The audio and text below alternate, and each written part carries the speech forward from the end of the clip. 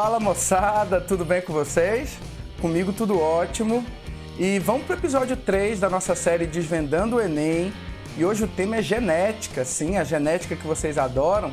Agora, diferentemente daquela genética antiga de ficar calculando probabilidades, montando o quadro de Punnett, aqui agora é uma questão de teoria de genética, que muitas vezes os alunos têm até um pouquinho mais de temor, têm um pouquinho mais de confusão.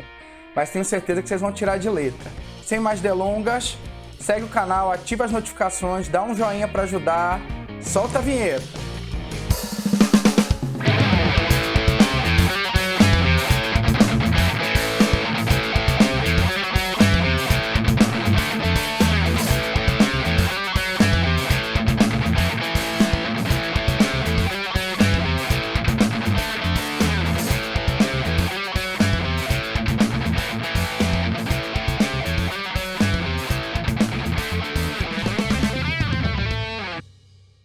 Moçada, vamos para a questão então? Questão também de 2019, tá? Agora a questão de genética, e eu costumo dizer aos meus alunos, os alunos se encrencam mais em questões de genética que são de teoria. As questões que o menino tem que ali fazer aqueles cálculos de probabilidade, trabalhar com multiplicação de frações, elevar o expoente, isso é de boa. As ferramentas matemáticas em genética são simples. Mas as questões que são mais pesadas, que os alunos confundem, que não entendem, são as questões que vão cobrar desse aluno um conhecimento teórico dos tipos de herança, as diferenças entre elas. Então é importante a gente focar nisso também. Se você quiser uma videoaula de reforço para genética, e a gente sabe que genética vem desde a primeira lei de Mendel, conceitos básicos, os casos especiais da primeira lei, segunda lei, linkage, interação gênica, engenharia genética, tem um monte de coisa. Herança sexual, polialelia, grupos sanguíneos. Se você quiser uma videoaula completa, aprofundada de genética, coloca aí nos comentários, pede a videoaula que eu vou gravar para você aí, uma videoaula profunda, com todos os detalhes que vocês têm direito, tá certo? Então vamos nessa, galera. Vamos para a questão, bem rapidinho aqui. Com base nos experimentos de plantas de Mendel, foram estabelecidos 3 princípios básicos, que são conhecidos como leis da uniformidade, segregação e distribuição independente. Galera, ele está falando aqui dessa parte da tão popular segregação independente, tá? A lei de Mendel. A lei da distribuição independente refere-se ao fato de que os membros de pares diferentes de genes segregam-se independentemente uns dos outros para a prole. Então, conforme eu já tinha feito em outros episódios, vamos destacar a parte importante do texto, tá? Então, vamos aqui, Membros de pares diferentes, então pares de cromossomos diferentes. Aí a gente sabe que nesses cromossomos diferentes a gente tem par de genes também diferentes, a gente tem par de alelos diferentes. Eles se segregam-se independentemente uns dos outros para a descendência. Então, galera, aqui a gente está no comando da questão. Eu queria mostrar para vocês exatamente o que ela pergunta. Hoje, sabe-se que isso nem sempre é verdade. Por quê? O que nem sempre é verdade? O fato dos pares de genes se segregarem independentemente. Então, existem situações que isso não acontece. E é exatamente o que ele me pergunta. Por que existem situações que não acontecem? Que situações são essas? Então, esse é o comando, tá? Quando é que a gente não pode utilizar os conceitos da segregação independente do Mendel? Bom, para isso, eu quero revisitar rapidamente a teoria com vocês, de forma muito rápida. Vamos lá. Pessoal, olha só. Aqui eu tenho para vocês 2 exemplos, tá? Então, o caso A é o caso típico da segunda lei de Mendel. Eu tenho aqui um par de alelos, inclusive são alelos iguais, poderiam ser diferentes, poderia ser azão, azinho. Mas eu tenho aqui azão, azão e eu tenho aqui bezão, bezão. Vejam vocês que eu tenho 2 pares de alelos e que estão em cromossomos homólogos diferentes. Então vamos supor aqui que esse par azão, azão, azão, ele esteja no primeiro par de cromossomos, o par número 1. E o bezão esteja no cromossomo 17. O que a gente sabe dos pares de alelos que estão em cromossomos diferentes? Que eles se separam independentemente, então eles podem combinar de diferentes formas, e que cada par vai condicionar um caráter diferente. Então vamos supor que aqui seja lóbulo da orelha, se é preso ou solto. E aqui acabe sendo uma outra característica, se a visão do indivíduo é normal ou míope. Então vejam vocês que são pares de alelos que, ao estarem em cromossomos diferentes, também condicionam características diferentes. E outra, gente, eles vão se segregar de forma independente, porque na metáfase da meiose, eles vão se localizar todos, eles vão se organizar todos na região mediana da célula. E aí a gente vai combinar e vai puxar para o lado esses cromossomos. Então é importante ressaltar que aqui, ó, a gente tem um caso de segregação independente. Já na figura B, veja que eu continuo tendo dois pares de genes não alelos, o Azão e o Bzão, só que agora eles não estão mais em cromossomos diferentes, eles estão no mesmo cromossomo. Isso significa, pessoal, que na hora que eu puxar esses cromossomos na meiose, o Azão ele vai vir colado com o Bzão para esse lado e esse Azão de cá vai vir colado com o Bzão para o outro. Então, aonde esse gene Azão tiver, o Bzão também vai ter, porque os dois estão ligados pelo mesmo cromossomo. E toda vez que a gente estuda genes não alelos, mas que ao se situarem no mesmo cromossomo, eles tornam-se ligados, a gente vai chamar essa herança genética de linkage, ou de ligação gênica. Então, a partir de agora, a segregação não é independente, porque quando eu puxo o Azão, o Bzão vai junto. Aí agora a gente tem um caso de linkage ou ligação gênica. E esse linkage ou ligação gênica ela pode ocorrer de diferentes formas. A gente pode ter o linkage mais simples, que é o linkage total. No linkage total, galera, o que a gente tem aqui? A gente vai ter 100% de ligação entre os genes, significa que, nesse caso, na meiose, eu vou puxar esse cromossomo branquinho e eu vou formar 50% de gametas Azão-Bzão.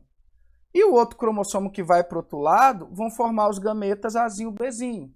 Então veja que no caso de ligação gênica total, é tranquilo, porque eu nunca vou combinar esses genes que estão em cromossomos homólogos, né? Eu vou combinar sempre os genes do mesmo cromossomo. Então eu vou ter 50% de Azão-Bzão, 50% de Azinho-Bzinho. Geralmente, pessoal, isso aqui acontece quando os genes estão muito próximos um do outro. Essa é uma imagem que o cromossomo está meio com uma ampliação, mas esse Bzão tinha que estar bem coladinho aqui do Azão e esse Bzinho tinha que estar bem coladinho do Azinho. Porque aí, gente, eu ia praticamente descartar a chance de ter um crossover e alternar a ordem desses genes nos cromossomos. Então, o linkage total ele não tem crossover, e a gente sempre vai ter 50% de gametas formados por um cromossomo e o outro 50% pelo seu homólogo, tá? Agora, nem todo linkage é total. A gente tem o linkage total que eu comentei com vocês aqui, quando os cromossomos estão muito próximos, o Azão e o Bzão estão bem coladinhos, o Azinho e o Bzinho também. Aí, durante lá a divisão celular, no final a gente vai puxar esses cromossomos colados e a gente vai ter metade dos gametas carregando o Azão-Bzão, que é esse de cá, e a outra metade carregando o Azinho-Bzinho. Isso é um caso de ligação total, ligação fatorial completa. Nesse caso não ocorre crossing over e a gente vai formar 100% desses gametas que são denominados de gametas parentais, tá? Esses gametas que são formados sem que ocorra crossing over. Agora, turma, às vezes o crossing over pode acontecer no espaço entre esses dois genes. Se eu trocar um material aqui no espaço entre Azão-Bzão e Azinho-Bzinho, eu acabo invertendo a ordem desses genes. E aí eu posso ter o que eu chamo de crossing over, que vai possibilitar a formação de gametas diferentes. Em vez de ser só o Azão-Bzão e o Azinho-Bzinho, eu vou formar também o Azão-Bzinho e o Azinho-Bzinho e o Azinho-Bzão. Só que, gente, aí vocês precisam tomar cuidado, porque quando o linkage é parcial, e aí tem crossing over, a gente forma tanto os gametas parentais, que são esses que a gente viu, como também os recombinantes, que são os formados pelo crossing, quando eu faço o cruzamento aqui, na diagonal. Só que a proporção desses gametas não é igual. Se fosse igual, gente, seria a segunda lei de Mendel, segregação independente. Então, mesmo quando tem crossing over e forma os gametas recombinantes, eles se encontram numa porcentagem menor do que os gametas parentais. E aí o valor da percentual desses gametas recombinantes depende muito da distância entre os genes. Inclusive, foi criada uma lei dos morganídeos que quanto maior a distância entre os genes em um mesmo cromossomo, maior é a chance de ter o crossing over entre eles e maior é o percentual de gametas recombinantes. Mas isso vai para a aula de linkage, de ligação gênica. De qualquer forma, então, quando eu tenho linkage parcial, a gente vai formar tanto os gametas parentais, o Azão Bzão e o Azinho Bzinho, quanto também esses aqui do centro, que são os gametas recombinantes, mas sempre numa porcentagem menor. Se fosse segundo a lei de Mendel clássica, com cada par em um cromossomo diferente, a gente ia formar 25% de cada um. Como não é, a gente vai ter um percentual diferente. Então, enfim, galera, a gente pode ir para a questão. Olha o comando verbal. Hoje sabe-se que isso nem sempre é verdade. O que nem sempre é verdade? O fato dos genes não alelos segregarem independentemente, separarem independentemente. Aí ele quer saber o porquê. A distribuição depende do caráter de dominância ou recessividade do gene? Não. Independente se o gene é dominante ou recessivo, ele será transportado, distribuído, separado da mesma forma. A relação de dominância é importante só para ver se o gene vai se expressar ou não em dose única. Os organismos nem sempre herdam cada um dos genes de cada um dos genitores. Olha, galera, é obrigatoriamente sim, tá? Então, assim, quando eu falo que eu sou azão, azinho, é porque um azão veio de um genitor meu e o azinho veio do outro. Porque se eu não tivesse a contribuição dos dois genitores, eu não teria nem homólogos no meu cromossomo. Eu teria um cromossomo de cada tipo. Como eu recebi um de cada tipo do meu pai, um de cada tipo da minha mãe, para cada tipo eu tenho um par. E os genes correspondentes nesse par eu chamo de genes alelos. Então, quando eu sou azão, azinho, é porque, vamos supor, um azão veio do meu pai e o azinho veio da minha mãe. Então, isso sempre vai acontecer nos indivíduos que são diploides, né? C. As alterações cromossômicas podem levar a falhas na segregação durante a meiose? Gente, isso até acontece, tá? A gente chama, tem algumas síndromes cromossômicas que a gente tem um impedimento aí. Na verdade, até o contrário. São problemas na segregação durante a meiose que levam a síndromes cromossômicas. Então, na verdade, a questão de causa e consequência aqui foi invertida. E mesmo assim, isso não tem nada a ver com o comando verbal do texto, né? Os genes localizados fisicamente próximos no mesmo cromossomo, então, olha lá, a gente vai destacar aqui, ó. Primeiro que ele está falando que é no mesmo cromossomo. Se eu tenho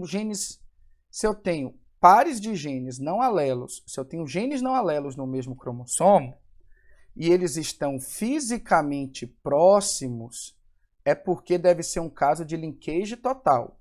Se é linkage total, só forma gameta parental, não forma gameta recombinante. Eu não vou ter essa segregação independente. Então, ele tende a ser herdado junto.